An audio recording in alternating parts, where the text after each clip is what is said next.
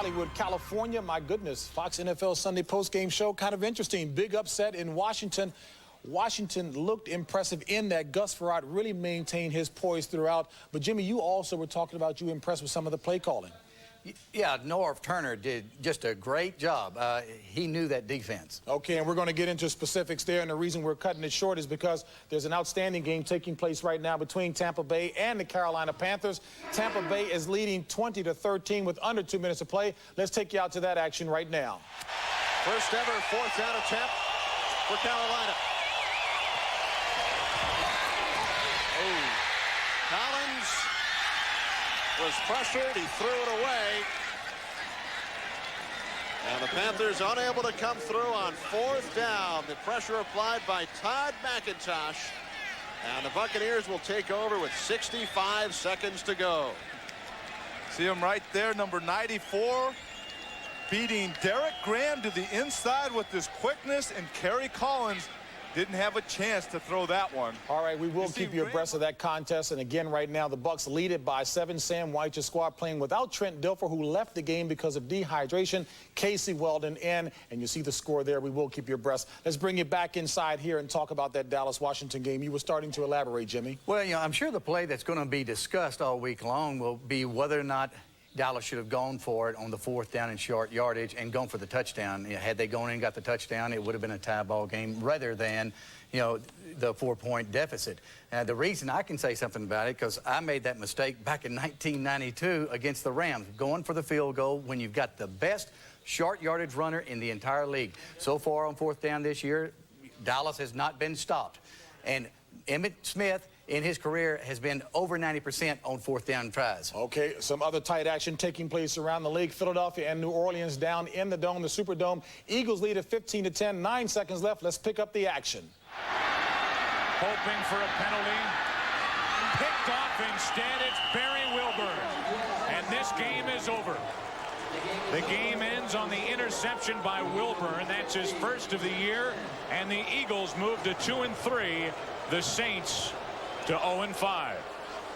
So Ray Rhodes picks up his second victory of the season, this one with Rodney Peete at the helm as the Eagles hold on for a 15-10 victory over the New Orleans Saints. And I guess we really won't tease Terry, because Terry really was on that New Orleans bandwagon early, saying that this team always be on it. First class, sleeper section. First class. And you're still on it then, huh? I'm gonna say, of course, I'm from Louisiana. What do you think? I'm gonna give up that easy. If he's got a house there or he's from there, he likes the squad there. Again, you guys were talking about the quarterback switch. You like the move that Ray Rhodes made. Easy to say now, but Rodney Peete did look pretty effective, even if he didn't get the Eagles to the end zone very often. I think that team responds to a fiery quarterback. I don't think Randall Cunningham is that fiery quarterback. I think Randall is a very talented guy when used properly. He does not fit in that system.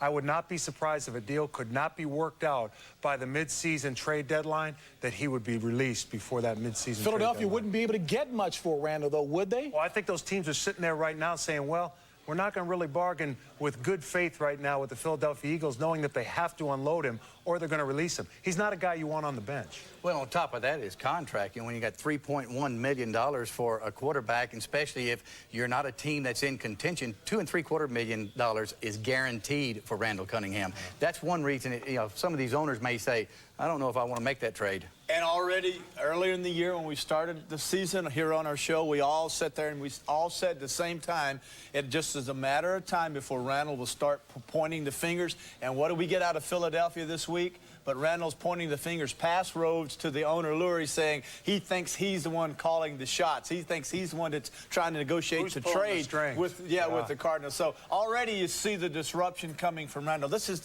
what everyone has always said. A real leader does not do that. And unfortunately for Randall, this offense doesn't work, and he's better off going somewhere else. And you guys have said all along that you really thought Rodney Peete was better suited for this West Coast offense, if you will, the short rhythmic passing game. Yeah, quick pass. He's a quick release guy, sets up quick. Lots of options to go to, and he's a great leader. That's what Ray Rhodes wants. Someone's going to get after those offensive linemen. Okay, we've got a lot more information to bring your way right here on the Fox NFL Sunday post-game show. We'll bring you highlights from around the league. All of that after this. Ford introduces the all-new Taurus. It's just like a dream you can hold in your hands. Taurus stole your heart once, it'll steal it again. Its promises made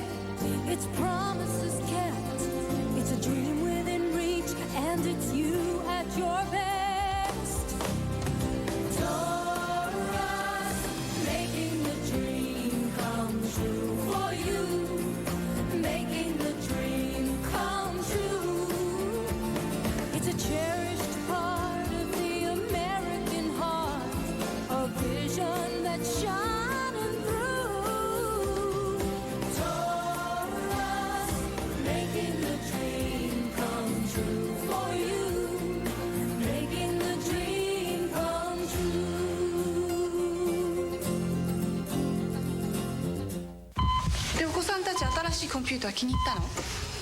それがまだ立ち上げてないんだ。何しろ僕は不器用なもんでね。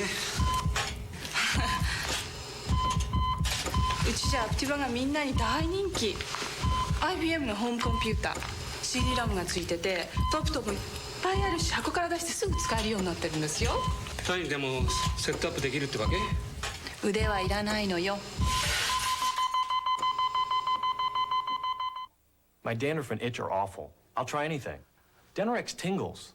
Head and Shoulders doesn't. Both have effective dandruff medicine, but Denorex has something extra that tingles, feels fresh. That's why I started using Denorex. No flakes, no itch. Denorex, the serious dandruff shampoo. Tonight, one member of the Bundy family won't survive the night. This certainly sucks. Married with Children, a brand new episode tonight on Fox. On Fox, NFL Sunday, the divisional leaders go head-to-head in a rematch of last year's divisional playoff. Plus, the Redskins take on the Eagles, and the Cardinals battle the Giants. Coverage begins 12 noon Eastern, 9 Pacific.